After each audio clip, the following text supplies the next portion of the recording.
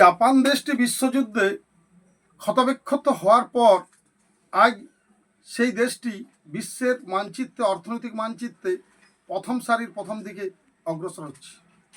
তার এই উন্নয়ন আমাদের দেখিয়ে দেয় জাতীয়তাবোধ, একটা ভাবনা সেই দেশটির মানুষের ভিতরে কিভাবে পৌঁছেছিল। তার সেই জাতীয়তাবাদ ভাবনার জোরে জাপান আজ শক্তিশালী রাষ্ট্র হিসাবে পরিচিতি পেয়েছে, এটা আমরা জানি।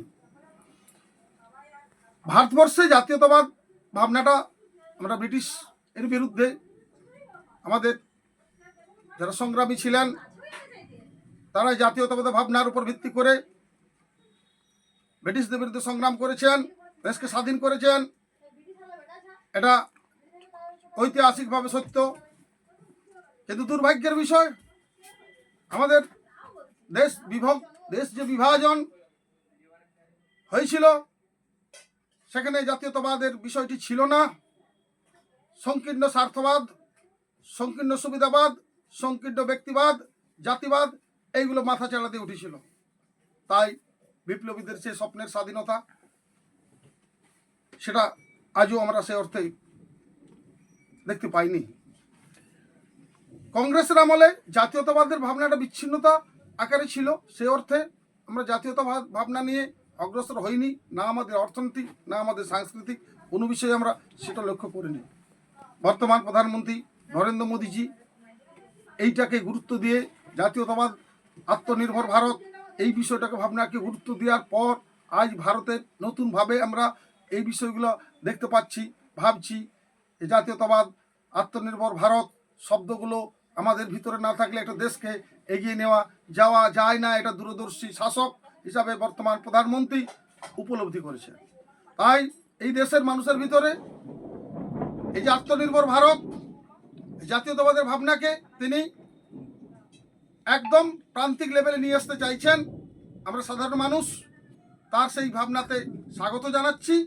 আমরা আজকে এই আত্মনির্ভর ভারতের শুরু করেছি।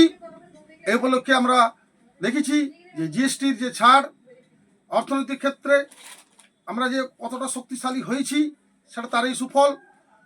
প্রধানমন্ত্রী নরেন্দ্র মোদীজি অপর এক সংগঠন রাষ্ট্রীয় স্বয়ংসেবক সংঘের 100 বছর পূর্তি উপলক্ষে এই সংগঠনের প্রসঙ্গে আমাদের সামনে তুলে ধরেছেন। তাদের দেশাত্মবোধ, জাতীয়তাবোধের ভাবনা কিভাবে আমাদেরকে আকর্ষণ করে, নীরবে যারা আমাদের মধ্যে আমাদের দেশের ভিতরে কাজ করে যায়, সেই RSS 100 বছর পূর্তি উপলক্ষে তিনি তার ভাষণে পরিষ্কার উল্লেখ করেছেন।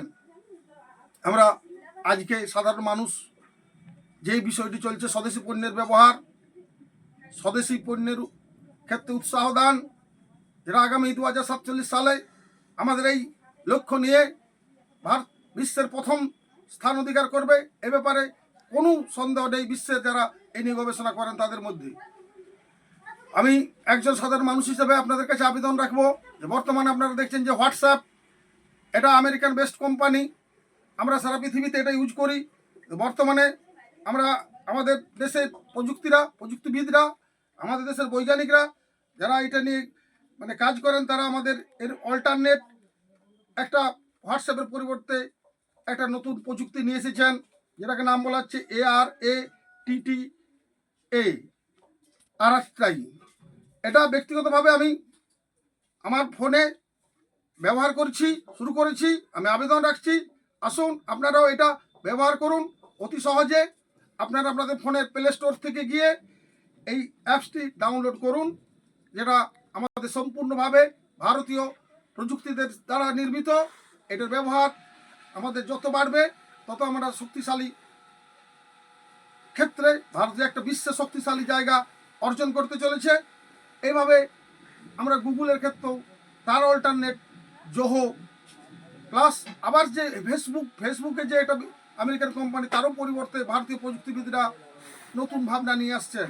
আমি একজন সাধারণ স্বদেশি ভাবনার সমর্থক হয়ে আপনাদের কাছে আবেদন রাখছি, আসুন স্বদেশি পণ্য যেমন ব্যবহার আমরা বাড়াবো, তেমনি স্বদেশি প্রযুক্তি দ্বারা যে বর্তমানে যে বিষয়টা রয়েছে আমাদের এই তথ্য প্রযুক্তির যে বিষয়গুলো, এগুলো আমরা স্বদেশি যে বৈজ্ঞানিকদের দ্বারা নির্মিত যে বিষয়গুলো তৈরি করছেন সেগুলো ব্যবহার করতে শিখি, অপরকে উৎসাহ দিই।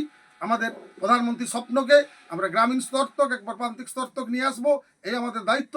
আমি সকলকে পুনরায় আরেকবার আবেদন করছি, আজকে ভারতকে বিশ্ব শক্তিশালী রাষ্ট্র তৈরি করতে গেলে আপনার আমার প্রত্যেকেরই যে অবদান প্রয়োজন, সেই অবদানের অংশীদার হতে আসুন, এগিয়ে আসুন আমাদের এই যে ভাবনা, এই প্রযুক্তিকে উৎসাহ দিতে।